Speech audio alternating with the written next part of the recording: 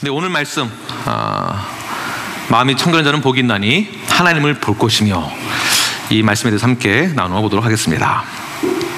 제가 질문하도록 하겠습니다. 여러분들 요즘에 관심이 어느 것이 있으십니까? 어느 곳에 관심사를 가지고 계십니까? 지목을 안 하니까 말씀 못 하시겠죠? 누군가를 지목을 해야 되는데,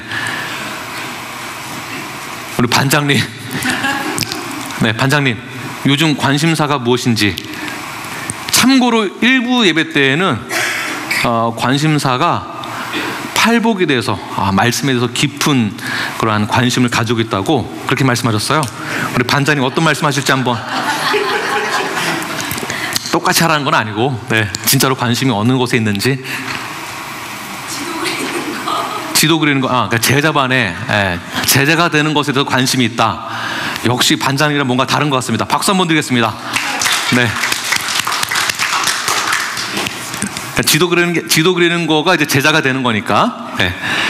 제자반에서 우리 예수님 생애에 대한 그 루트를 지도로 직접 그리면서 예수님의 생애에 대해서 어떠한 사건이 있었는지를 정확히 알고 이해하고 거기 어떤 메시지가 있는지를 배우고 있거든요. 아주 중요한 그러한 사건들인데, 우리 반장님이 예수님의 생애에 대해서 내 관심이 있다, 이렇게 말씀하셨습니다. 네, 다른 분들은 어떠한 관심이 있으신가요? 누가 더 잘 사는가? 누가 더 좋은 집에 살고 있는가? 여기에 관심 있으십니까? 아니면 누가 나보다 더 이쁜가? 누가 더 나보다 음악을 더 잘하는가? 누가 더 나보다 운동을 더 잘하는가? 네, 운동선수들은 누가 더 나보다 금메달을 많이 땄는가? 누가 더 나보다 실력이 더 좋은가? 누가 더 나보다 더 나은 자녀들을 키웠는가? 누가 더 장가 잘 갔는가? 누가 더 시집을 잘 갔는가? 누가 더 좋은 핸드백을 가지고 있는가? 여기에 대해서 관심 있는 분들이 있을 수도 있습니다. 맞습니다. 그런데 조금 더 인생을 살면서 깊이 인생이 무엇인가, 나는 어디서부터 왔으며 나는 어디로 가야 하는가, 이것을 깊이 고민해 보신 분들은, 인생에 대해서 나는 누군가를 더 이렇게 깊이 생각하신 분들은 이러한 결론에 다다르게 됩니다. 나는 어떻게 살아가야 하는가, 여기에도 관심을 갖게 되겠죠. 그러다 보면 적극적인 삶, 나이가 어떻게 살아야 되겠는가, 긍정적으로 살아야 되겠다, 이런 분들이 있을 것이고, 뭐 사는 게 인생이 다 똑같지, 뭐 어차피 조금 뒤면 다 죽을 건데, 이러한 생각을 가지고 계신 분들은 막 살자, 막장 드라마 주인공 나다, 부정적인 삶, 네, 이런 선택을 하신 분들도 있을 수 있습니다. 그렇다면 오늘 성경의 본문에서의 등장하는 예수님의 말씀의 대상들인 유대인들은 어떠한 관심이 있었는지, 이들도 관심사가 일반적인 그런 관심사가 있었는데, 그 관심사는 내가 잘 살려면 어떻게 할 수 있을까, 내가 복을 받으려면 어떻게 하면 좋을까, 이것을 고민을 많이 했던 것 같습니다. 내가 더 잘 살고 복을 많이 받으려면 율법을 잘 지켜야 되겠구나, 율법을 잘 지키면 내가 복을 받겠지. 율법을 잘 지키려고 하다 보면 결국에는 말씀을 듣고 율법을 지키려고 하는 순간 무엇을 깨닫게 되겠습니까? 내가 죄인인 것을 깨닫게 됩니다. 내가 이것도 지켜야 되는구나, 이것도 지켜야 되는구나. 점점 많아지다 보면은요, 율법을 많이 지키면 지킬수록 내가 이만큼 더 죄인이 되는구나 라는 것을 깨닫게 되는 것이죠. 못 지키니까. 못 지켜요. 그러면 지금 이 어려운 이 시점에서 내가 노력을 이렇게 많이 하는데도 불구하고 뭔가 복이 없는 것, 그 이유가 무엇일까? 어떻게 하면 될까? 더 고민하게 됩니다. 그래서 구약에서 말하는 메시아만이 우리를 구원해 줄 수 있다. 그래서 그 구원의 관점, 그 관심이 사람마다 다 다른 거예요. 예수님은 가장 낮고 낮은 자리, 가난한 자리에 오셨습니다. 그리고 메시아가 바로 나다라고 얘기하는데 사람들이 안 믿어요. 왜? 나의 관심사는 내가 필요로 하는 것을 채울 사람이 필요하지, 뭐 가진 것도 없는 사람이 나한테 뭐를 주겠어요? 믿지 않았습니다. 나를 본 자는 하나님을 본 것과도 같다, 이 말을 믿지 않았습니다. 뭐 믿을만 해야 뭐 믿지, 가진 것도 없는데. 나를 배불러주게 해줄 사람, 나의 관심사를 다 채워줄 사람, 돈을 많이 벌게 해줄 사람, 지금의 나의 고통에서 나를 당장 벗어나게 해줄 사람을 찾고 있었고, 거기에 대해서 관심을 가지고 있었습니다. 그런데 그 관심을 가진 사람들의 대부분이 예수님의 오늘 본문의 말씀, 마음이 청결해야 복이 있다, 마음이 청결해야 복이 있다, 이 말을 매치를 시키지 못했습니다. 도저히 이해가 안 되는 거예요. 마음이 청결한 거하고 복하고 무슨 상관이 있는가? 오늘 믿는 자들은, 성도들은, 오늘 뉴라이프들은 나의 믿음의 관심이 마음의 청결함에서부터 복이 있음을 관심을 가지시는 저와 여러분이 되기를 간절히 축원합니다. 그렇다면 마음이 무엇인가, 마음이 왜 청결해 복이 있는가, 이것에 대해서 함께 나누어 보도록 하겠습니다. 보통 유대인들이 표현하는 그 마음이라는 이 단어를 사용할 때에는 마음에 대해서 정의를 내릴 때 이들은 이렇게 정의를 내립니다. 마음이란 지성과도 같다. 마음과 지성. 마음은 heart고 지성은 mind입니다. mind.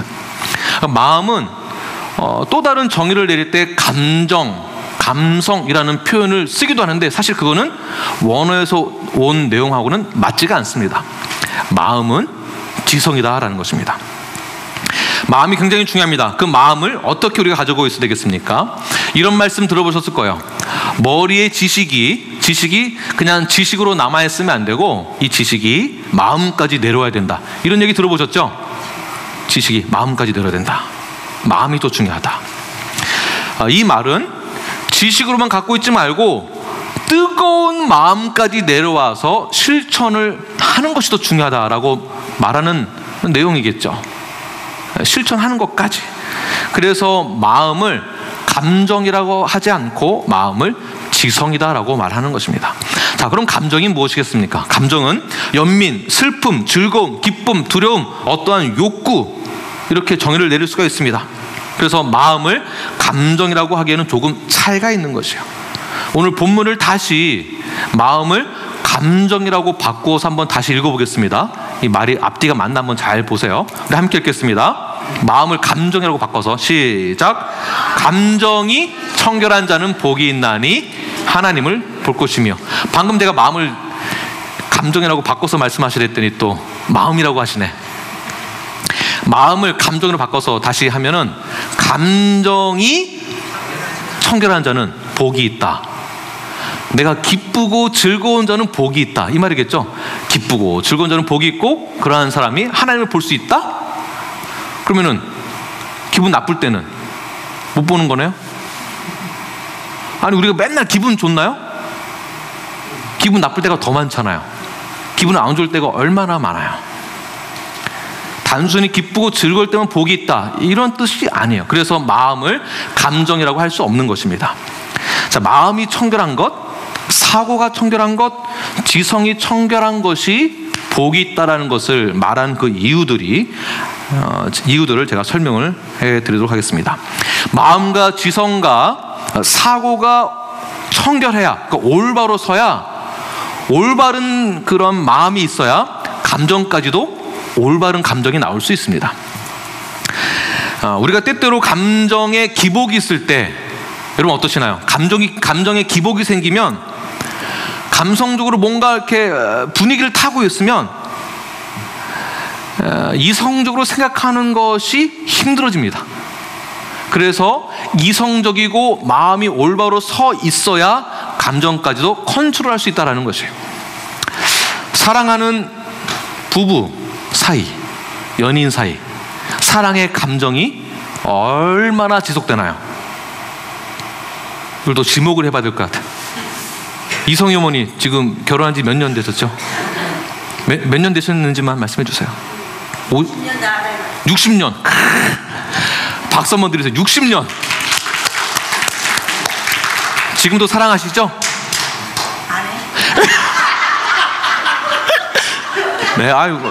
그러니까 이제 사랑이라는 정의를, 그러니까 처음 연애할 때 뜨거웠던 그 사랑의 감정이 아니라 지금은 또 다른 정의로서의 그런 사랑을, 어떠한 책임도 있고. 어머니 내라고 해주세요. 네, 감사합니다. 네.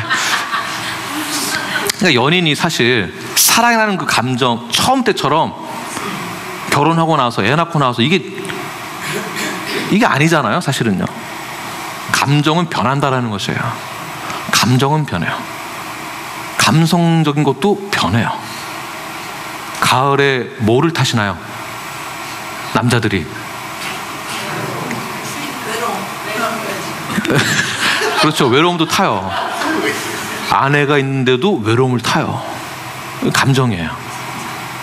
자녀들도 있고 막 시끌벅적하고 그러는데 나는 외로워요. 가을의 남자. 외로워요. 봄에는 누가 뭐를 타나요? 여자가 봄을 타잖아요. 어디론가 떠나고 싶어. 애도 아빠도 있고 그러는데 나만 외로운 것 같아. 다들 웃고 있는데 나만 슬픈 것 같아. 이게 감정이에요. 감정은 변한다는 거죠. 이 마음이 감정이 될 수 없는 이유가 마음은 지성이기 때문에 그렇습니다. 지성과 마음이 올바로 바로 서 있어야 감정에 영향을 주어서 감정도 흔들리지 않는 거예요. 감정이 먼저 서 있으면은 감정의 변화 때문에 마음도 흔들려요. 부부의 관계에서도 감정만 가지고 있으면은 마음이 흔들리는 거예요. 감정만으로는 결혼 생활을 못 해요. 다 인정하시죠? 감정만으로 결혼 생활을 어떻게 해요? 마음이 딴 데 가 있으면 안 되는 거예요.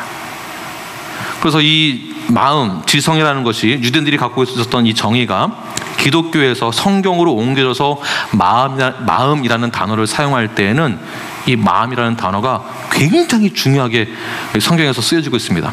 이 마음이라는 단어도 굉장히 많이 나옵니다. 먼저 잠언 4장 23절 말씀 함께 읽겠습니다. 시작. 모든 지킬 만한 것 중에 더욱 내 마음을 지키라. 생명의 근원이 이에서 남이니라. 지킬 것이 굉장히 많이 있다라는 것이에요. 바리새인들도 율법을 지키기 위해서, 행복하기 위해서, 복을 받기 위해서, 인정받기 위해서, 구원받기 위해서 뭐 수도 없이 많은 것을 다 지켰어요. 맞아요. 지킬 것이 많아요. 그런데 더 중요한 것이 있는데 뭐를 지키려느냐? 마음을 지키라는 거예요. 이 마음이 얼만큼 중요하냐? 그것은 생명의 근원이 그 마음에서 나온다는 것이에요. 생명의 근원이 마음에서 나온다. 생명의 근원이 마음에서 나온다. 즉 마음을 뺏기지 말라라는 것이겠죠. 어떤 외부의 악 영향을 받아서 흔들리지 말아라. 흔들리지 말아라. 마음과 지성을 잘 지키는 것이 생명의 근원입니다. 마음과 지성이 나에게 잘 자리가 잡혀 있으면 감정의 변화도 없게 되는 것이에요. 마음과 지성이 잘 자리 잡고 있게 되면, 잘 지키면 여기서 의지력이 생겨요. 마음이 완고하니까 의지력이 생기면서 생각과 감정에 영향을 주는 것입니다. 이때 우리는 흔들리지 않을 수 있는 것입니다. 에베소서 6장 6절 말씀 함께 읽겠습니다. 시작. 눈가림만 하여 사람을 기쁘게 하는 자처럼 하지 말고 그리스도의 종들처럼 마음으로 하나님의 뜻을 행하고. 자, 마음으로 하나님의 뜻을 행하는 것. 그러니까 마음만 갖고 있는 거 말고, 생각으로 감정으로만 갖고 있는 거 말고, 그러니까 생각과 감정으로는 좋은데 이렇게 하고 싶은데 해야 될 것 같은데가 아니라 마음에서 하나님의 뜻을 그대로 행하는 그 중심이 있어야 되는데, 누구처럼? 그리스도의 종들처럼. 자, 그리스도의 종들을 예수님의 제자, 예수님의 사도라고 한번 해봅시다. 부활을 목격하기 전까지 십자가에서 예수님이 죽으실 때 모두 다 도망갔어요. 왜 도망갔습니까? 감정적으로 어떤 분위기 타서 이러다 나도 죽는 거 아니야? 십자가 앞에 섰을 때는 이러다 죽는 거 아니야? 그러니까 십자가를 넘어서서 부활을 목격한 제자들이 사도가 됐는데, 부활을 목격하고 나니까 어떻게 변했습니까? 예수님이 살아나셨구나, 우리에게 지상명령 주시는구나. 육신이었던 예수님이 죽었을 때에는 감정의 변화가 있었어요. 나도 죽는 거 아니야? 두려움이 있었어요. 그러나 부활하신 영의 몸을 가지신 예수님을 보았을 때에는 그들의 생각이 완전히 바뀌었습니다. 완전히 바뀌었어요. 십자가 전까지는 눈가림만 해서 사람을 기쁘게 했어요. 아이고 예수님이 하나님과 동등하시고 저도 오른팔이 되게 해주시고 왼팔이 되게 해주시고, 이 말이잖아요. 눈가림으로 사람 기쁘게 하지 말라는 거죠. 눈 가리고 아웅하지 말라는 거예요. 겉으로만 상냥한 척 하지 말라는 거예요. 겉으로만 착한 척, 겉으로만 순종적인 척, 속으로는 딴 생각하고 있으면서 겉으로만 잘하는 척 해봐야 아무 소용없다. 그거는 사람은 기쁘게 할 수 있어도 하나님은 나는 다 안다. 즉 십자가를 넘어서서 부활하신 예수님을 보는 것이 굉장히 중요합니다. 그것을 믿는 것 또한 중요합니다. 이런 말씀을 예수님이 바리새인들에게 했습니다. 율법주의자들에게 했습니다. 사두개인들에게 했습니다. 너네 다 가짜다. 겉으로 그렇게 해봐야 아무 소용없다. 마음이 청결하지 못하다. 이 말씀을 예수님께서 바리새인들에게 했는데, 그 바리새인들이 혹시 우리는 아닌지 나는 아닌지 한번 생각해 보십시오. 나는 어떠한 마음이 있는지, 나는 겉으로만 교회에 다니는 척하고 있지는 않은지, 겉으로만 예수님을 믿는 척하고 있지는 않은지. 바리새인들을 향하여서는 예수님께서 긍휼하신 마음으로 대하지 않았습니다. 너희들에게 심판이 있을 것이다 라고 말씀하셨습니다. 그러시면서 마음을 청결하게 하라. 결국 우리에게 주시는 말씀이에요. 세상에 있는 자들에게, 예수는 모르는 자들에게 하는 말씀이 아니라 결국은 우리에게 말씀하시는 거예요. 심령이 가난한 자, 애통한 자. 너가 너희들을 보면, 너 자신을 보면 죄 많은 것도 알겠지? 죄 많은 줄 알았으면 어떻게 해야 돼? 너를 보면 눈물이 나지? 애통함이 있지?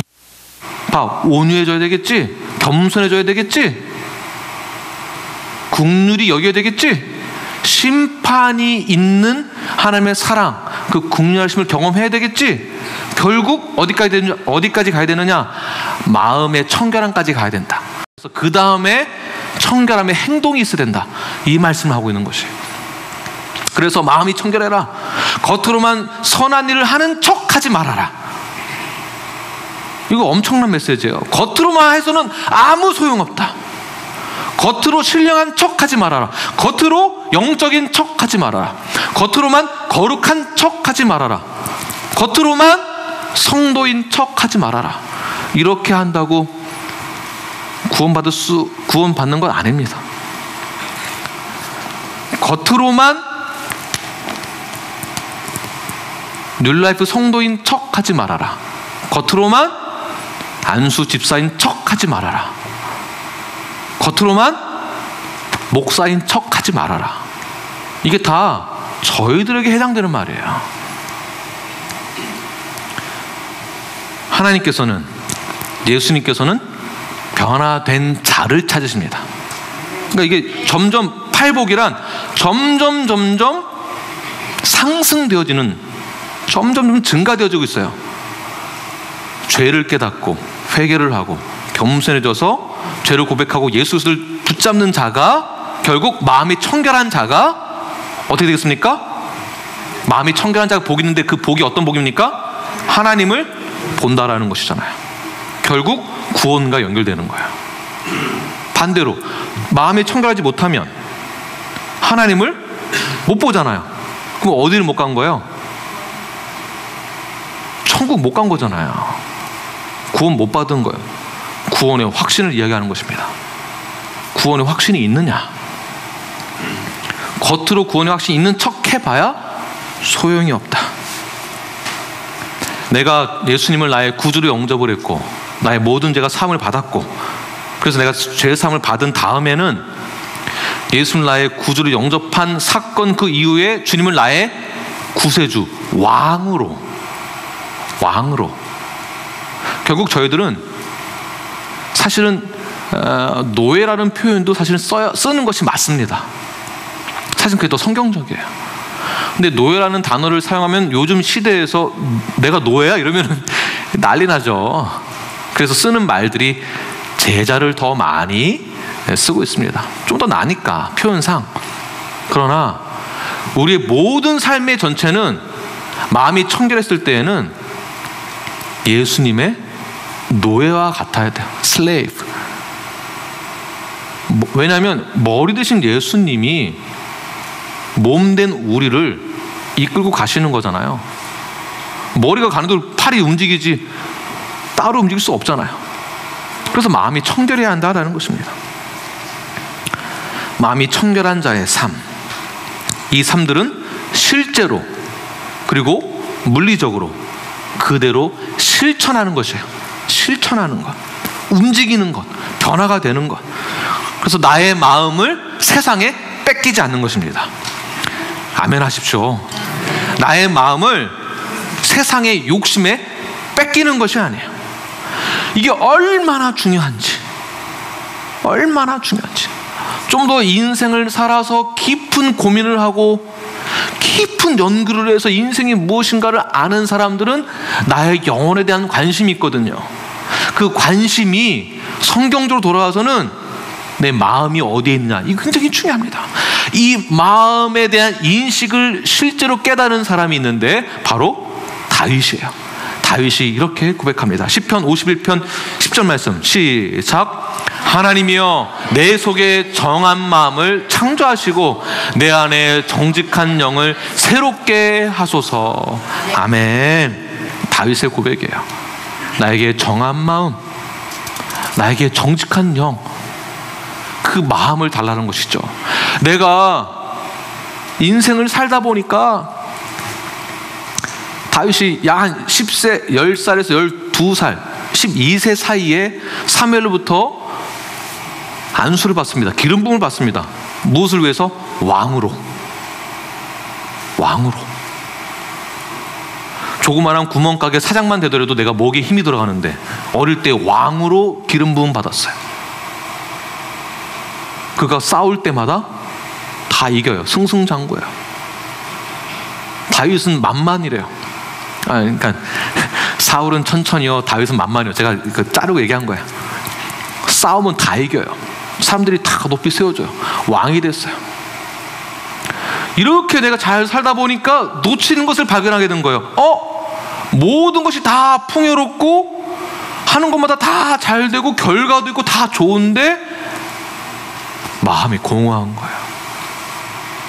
애도 잘 키워보고 부부 생활도 좋고 안정적인 가정에 사업도 그래도 있고 노후도 다 준비되어 있고, 그런데 내 마음이 불안해요.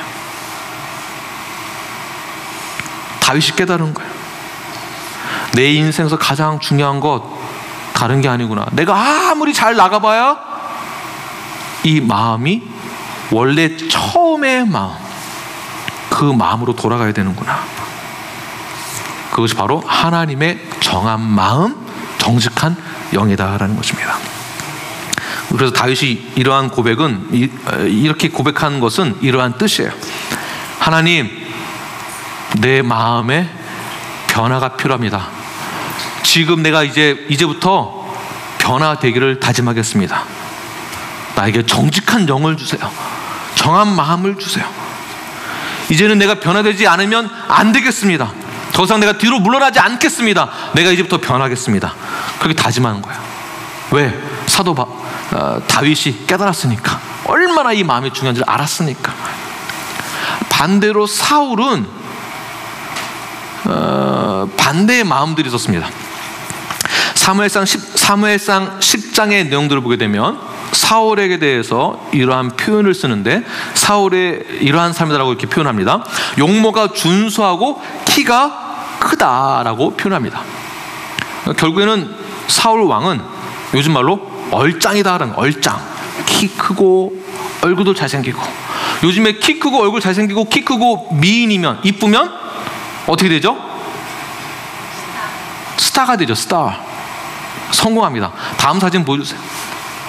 한국에서 잘 나가는 배우인데요, 구동매. 혹시 아세요? 이 구동매 이 배우는 잘생겼죠, 남자답죠, 키 크죠. 지금 제일 잘 나간대요. 모르세요? 제가 우리 교회 누군가한테 제가 추천을 받았는데 다 아시는 걸로 알고. 뭐 조인성 모르세요?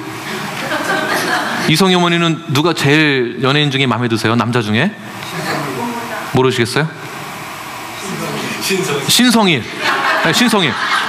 그러니까 신성일 하면 신성일 영화 배우 잘생기셨죠? 키 크죠? 좋은 예가 됐네요.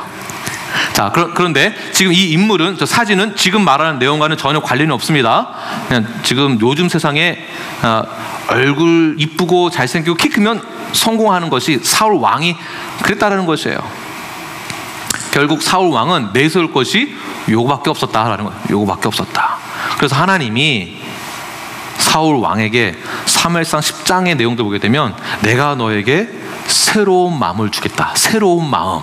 무엇이겠어요? 새로운 마음, 정직한 마음. 내가 너한테 이걸 주겠다. 요걸로는 살 수 없다. 이게 전부가 아니다. 마음이 중요하다. 너의 외모의 준수함을 뛰어넘을 수 있는 건강한 마음, 진실한 마음, 청결한 마음, 순종적인 마음, 그런 마음을 내가 너에게 주겠다. 성숙한 마음을 주겠다. 그 성숙한 마음을 받아서 잘 자라나서 책임감 있는 왕이 되어라. 새로운 마음을 내가 너에게 주노라. 그런데 사울은 새로운 마음을 받는 순간 불순종하게 되었습니다. 그 내용이 사무엘상 13장 14절에서 이렇게 말씀하고 있습니다. 함께 읽겠습니다. 시작. 지금은 왕의 나라가 길지 못할 것이라. 여기까지요. 너 외모로 하려고 했지, 키로 하려고 했지, 너 힘으로 하려고 했지, 너 능력으로 하려고 했지. 너의 나라는 곧 있으면 끝이야. 그 다음 시작. 여호와께서 왕에게 명령하신 바를 왕이 지키지 아니하였으므로, 무엇이죠? 새로운 마음을 받지 않고 불순종하였다. 새로운 마음을 계속 품지 않았다라는 것이에요. 행동하지 않았다. 마음 품지 않았다. 그래서 시작. 여호와께서 그의 마음에 맞는 사람을 구하여 여호와께서 그를 그의 백성의 지도자로 삼으셨느니라 하고, 보시면 하나님이 그의 마음에 맞는 사람을 따로 찾았다라는 것이에요. 마음에 맞는 사람을. 아니, 그깟 마음이 뭐길래. 결국에는 사울 왕은 하나님의 마음과 맞지 않았다라는 거잖아요. 아니, 하나님이 전능하시고 힘도 있으시고 마음도 넓은 그 하나님이 어떻게 마음 조금 안 맞는다고 사람을 버려요? 하나님이, 긍휼하신 하나님이 어떻게 그럴 수가 있어요? 그런데 버렸다라는 것이에요. 너의 나라는 이제 끝이다. 나는 내 마음에 맞는 사람을 찾겠다. 내 마음에 맞는 사람이 누구겠습니까? 다윗 왕이었어요. 다윗 왕. 다윗이 나랑 마음에 맞는다라는 거잖아요. 이 마음이 별거 아닌 것 같아도 마음이 굉장히 중요합니다. 사랑하는 연인 사이에서 서로 사랑한다라고 하면서 결혼까지 약속하고 결혼을 하는데, 제가 우연치 않게 신성일 씨 간증을 제가 보았는데, 엄앵란 씨 말고 또 다른 여인이 있었다라고 하더라고요. 결혼 중에. 그 사실을 알게 된 엄앵란 씨는, 이건 방송에 다 나온 얘기니까, 엄앵란 씨는 마음이 어떨까요? 사랑하는 연인이 결혼했는데 알고 봤더니 내가 세 번째네. 사랑이라는 것은 이런 것이죠. 자기야, 나 자기 정말로 사랑해. 나 정말 사랑해. 그런데 자기가 세 번째야. 첫 번째는 30%, 두 번째는 30%, 그래도 자기는 40%야. 자기 나 너무 사랑해. 이게 사랑인가요? 사랑은 100%를 말하는 것이죠. 100%를 말하는 것이에요. 마음의 두 주인을 섬길 수 없는 것입니다. 동업을 하다가도 헤어지는 이유가 무엇이겠습니까? 마음이 안 맞아서 헤어지는 거예요. 결국에는 마음이 안 맞는 거예요. 생각도 안 맞고 마음도 안 맞고, 마음이 안 맞으니까 더 깊이 들어가면 다른 이유들이 계속 발견되는 거죠. 너는 나랑 코드가 안 맞아. 너는 나하고 마음이 안 맞아. 부부가 이혼하는 가장 큰 이유 중에 하나가 무엇이겠습니까? 여러 가지 이유가 있는데 결국에는 하나로 직결됩니다. 마음이 안 맞아요. 그래서 이혼하는 거잖아요. 성격이 다르고 생각이 다르다고 하지만 결국 마음이 안 맞아서 못 사는 거예요. 다른 거 다 안 맞아도 마음만 맞으면 살 수 있잖아요. 사실은요. 성격 안 맞아도 마음 맞으면 살 수 있는 건데, 마음이 안 맞으니까 다 안 맞는 거예요.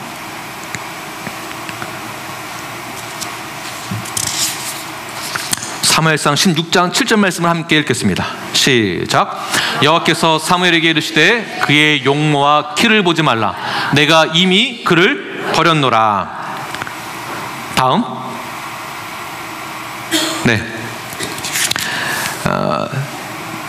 이 나는 시작. 내가 보는 것은 사람과 같지 아니하니 사람은 외모를 보거니와 나 여호와는 중심을 보느니라 하시니라.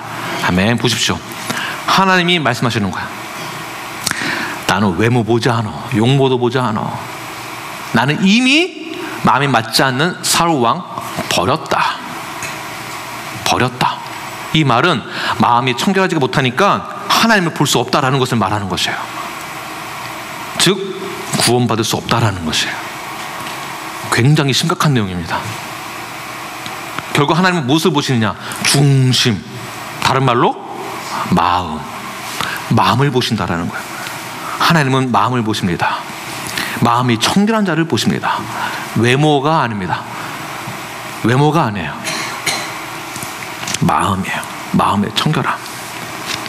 그래서 다윗이 하나님의 마음에 맞아서 하나님이 다윗을 왕으로 선택을 하시게 되죠. 마음에 맞았다. 왜 다윗이 하나님 마음에 맞았을까요? 다윗이 이러한 고백을 합니다. 나의 입술의 모든 말과 나의 마음의 묵상이 주께 연락되기를 원하네. 어릴 때부터 교회 다니시는 분들이 이 찬양 다 아실 거예요. 나의 입술의 모든 말이 어디에서 나오나요? 마음에서 나온다고 하죠. 생각이 아니라 내 마음에 무엇이 있느냐에 따라서 말이 나오잖아요.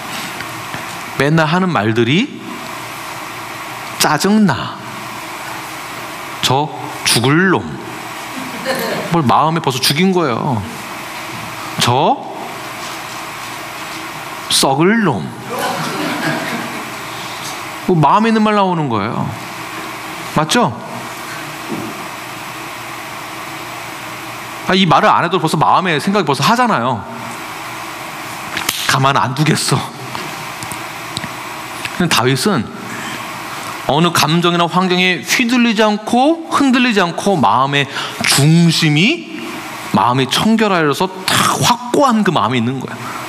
두 마음 품지도 아니한 100% 순수한 하나님을 사랑하는 마음이 딱 잡히는 순간 나의 입술의 고백이, 나의 마음의 묵상이 계속 찬양으로, 내 삶으로 하나님께 영광을 탁 드려주는 순간, 그래, 너가 나의 마음에 합한 자다.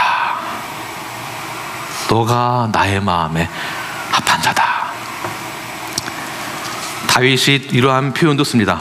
시편 57편 7절에서 내 마음이 확정되고 확정되었사오니. 내 마음이 확정되었다. 자, 이제 모든 게 다 연결되어지죠? 내 마음이 확정되었다. 여러분들은 어디에 관심이 있으십니까? 어떠한 마음을 가지고 계십니까? 그 마음을 어떻게 가지고 계십니까? 내 마음이 하나님께만 확정되었을 때 너가 나의 마음에 합한 자다. 저의 영어 이름이 데이빗이에요. 제가 한동안 저의 기도가 하나님 마음에 합한 자가 되게 해주세요. 하나님 마음에 합한 자가 되게 해주세요. 그 합한 자란 마음이 청결하여서 구원의 확신을 가지고 하나님을 볼 수 있다라는 그러한 결단과 확신, 구원의 확신을 이야기하는 것이에요. 여러분의 마음이 확정되게 하기를 축원합니다. 완전히 확정되십시오. 마음이 청결한 자가 되십시오. 청결함이 여러분의 것입니다. 두 번째, 청결하다라는 것은 이런 뜻이 있습니다. 원어의 뜻으로는 catalytic, 어느 상처의 부위가 있어, 상처 부위에 그런 박테리아가 있어서 그런 살균을 완전히 소독해서 깨끗하게 하는 것. 그러니까 완전히 상처가 나을 수 있도록 박테리아를 죽이는 것을 말하는 것이거든요. 박테리아가 하나라도 있으면 안 돼요. 다 죽어야 이 새살이 돋을 수가 있습니다. 그러니까 더러운 균을 완전히 죽이는 것. 여기서 나온 말이 카타르시스라는 것이에요. 카타르시스. 카타르시스를 경험하신 분 계시나요? 나 카타르시스를 경험해서 이런 표현 쓰잖아요. 무슨 말이냐면 내가 새로운 어떤 것을 경험하고 나서 내가 완전히 깨끗해졌어, 정화가 된 느낌이야, 이런 표현을 씁니다. 그래서 심리학 용어로 사용할 때에는 마음속에 있었던 모든 죄로 인한 두려움이나 긴장감이나 우울감이나 불안감, 응어리진 모든 마음에서부터 깨끗하게 정화가 된 새로운 마음을 뜻하는 거죠. 깨끗한 상태. 다시 성경적인 표현을 쓴다면 내 더러워진 모든 죄로 인한 문제에서부터 완전히 깨끗해진 상태. 그러니까 지금 처음부터 팔복으로 쭉 오다 보면 나는 이미 예수님을 영접하였고 모든 죄를 다 사함받은 상태예요.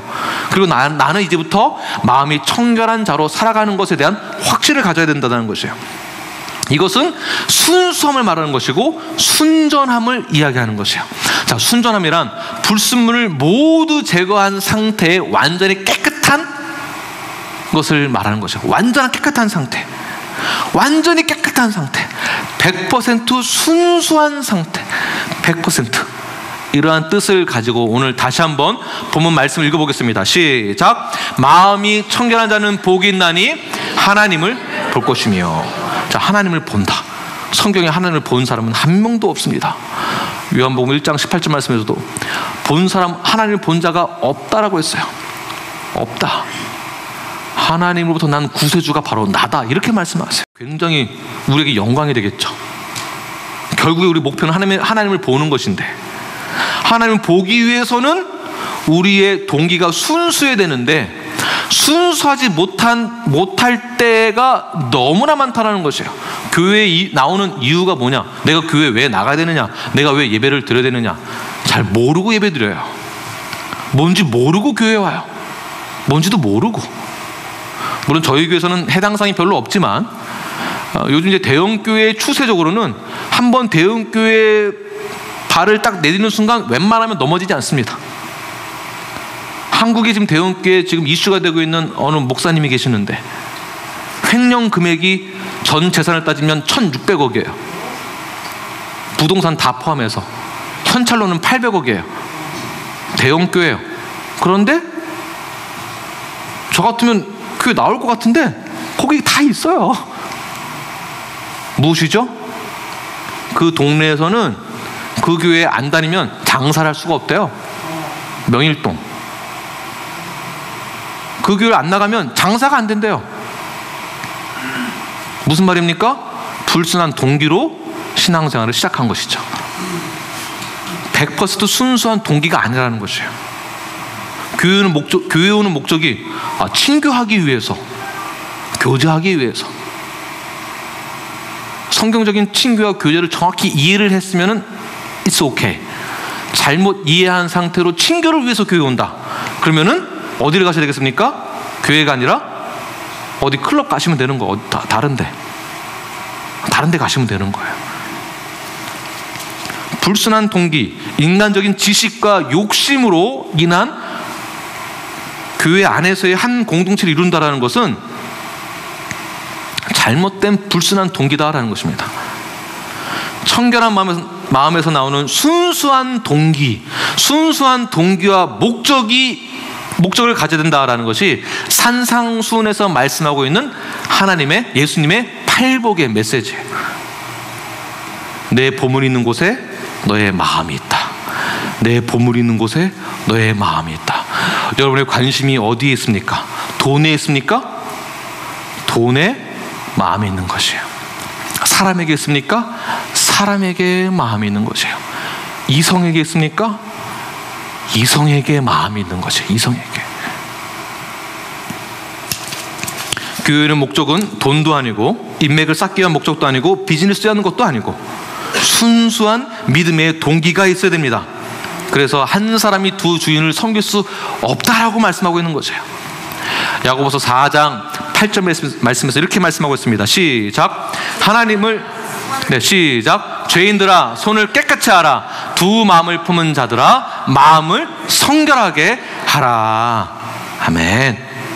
이거 아멘 크게 하셔야죠. 아멘 제대로 하셔야지. 다시 시작. 죄인들아 손을 깨끗이 하라. 두 마음을 품은 자들아 마음을 성결하게 하라. 아멘. 이게 누구에게 주는 말씀이에요? 나한테. 이 세상에 있는 예수님을 모르는 사람한테 하는 말이 아니에요. 우리한테 주는 메시지예요. 우리. 자, 손 깨끗이 하세요. 한번 해보세요. 손 깨끗이 다 해보세요.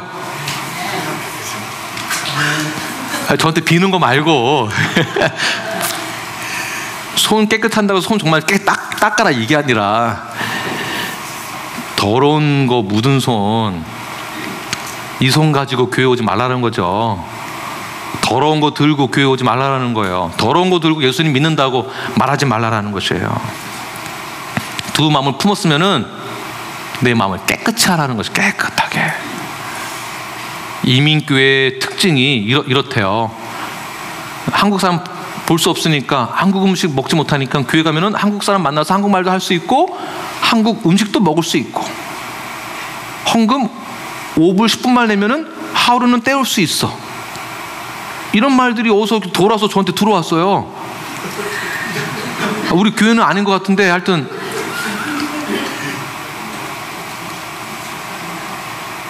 이걸 뭐라고 표현하느냐? 불순한 동기다라고 표현하는 거예요. 이걸 뭐라고 표현하냐? 이 손에 더러운 게 있다라는 거죠. 이걸 깨끗이 하라. 깨끗이 해서 마음을 성결하게, 마음을 깨끗하게, 마음을 청결하게. 그래서 마음을 성결하고 마음을 청결하게 하는 것이 바로 참된 그리스도인입니다. 그러한 자가 복이 있는 것입니다. 그러한 사람이 하나님을 볼 수 있는 것입니다. 그래서 어디 가서 저도 크리스찬이에요, 저도 눈앞에 교회 다녀요, 이런 말 정말 책임감 있고 말씀하셔야 돼요. 책임감 가지고 말씀하셔야 돼요. 그 말 하시면은 책임을 져야 되는 거예요. 어디 가서 함부로 그냥 말하는 거 아니에요. 진짜로 책임져야지. 책임지지 못할 것을 어디 가서 함부로 말씀하세요. 제가 목사라고, 저 어디 가서 목사라고 하면은요, 벌써 제가 책임감이 얼마나 커지는지 몰라요. 저 목사입니다. 그러면 벌써 목소리도 달라지죠. 걷는 것도 달라지죠. 이것만 달라져야겠습니까? 정말 목사가 진짜인지 가짜인지 사람들이 보면 알잖아요. 여러분들이 저 보면 진짜 목사인지 가짜 목사인지 아시잖아요. 내라고도 못하겠고 아니라고도 못하겠고. 저도 보면은 알거든요. 진짜인지 가짜인지 알거든요. 저도. 책임을 져야 하는 거예요. 책임을. 내 마음의 청결함, 두 마음을 품지 않는 것. 그래서 이런 말이 있습니다. 옛날에 드라마에서 어느 연기자가 이런 말로 아주 유명해졌는데, 내 안에 너 있다, 이런 표현이 있었어요. 내 안에 너 있다. 사진 보여주세요. 내 안에 너 있다. 옆 사람 보시고, 부부면 더 좋고요. 옆 사람 보시고, 내 안에 너 있다 한번 해보세요. 어머니 한번 해보세요. 두 분 한번 해보세요. 아니 이렇게 집사님 가슴에 손을 얹고. 에? 안 돼요? 그러면 이 집사님이 해주세요. 아니 손을 얹고 여기다가. 네, 좋아하시잖아요. 좋아하시네. 내 안에 너. 이거는요 뭐 난리가 났었어요. 근데 이 표현은요 성경에서 카피해온 거예요. 다 사실은요. 뭐 야고보서도 나오고 기타 등등 내 마음에 주님의 영이 임하니 이런 표현을 굉장히 많이 나와요. 내 마음에 주님이 나에게 임하니 내 안에 주님만으로 만족합니다. 내 안에 예수님이 있습니다. 내 안에 예수님이 있다. 한번 다 해보세요. 내 안에 예수님이 있다.